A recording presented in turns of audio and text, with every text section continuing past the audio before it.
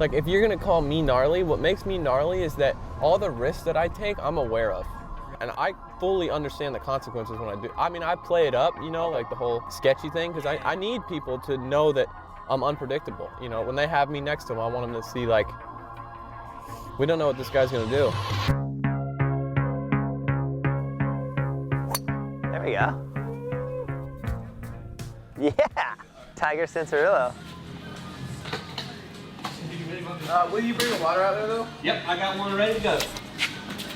And a towel. All right, guys, I'm not trying to ruin the shot. I just have to hold it. So I'll do warm up and 8 on the regular stuff, and then, yep, and then break, and then 3 7-lappers, and then break, and then 20.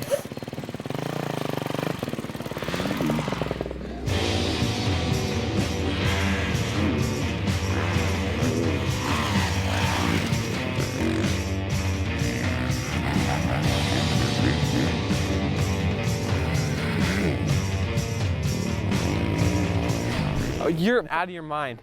You got to be getting a second on me. From here, I was like... No, but when I see you ride, it looks super fast too. Like you just let it flow in there. Really.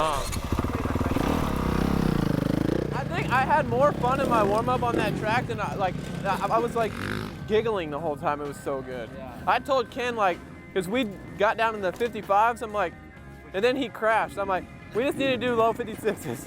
You do like a 55.5 or something? 4. Because I did like a 55.7 and you inched up on me, and I'm like, are you serious? I had to strain my shoulder and like scraped. That's the first time I crashed since I'm in Florida.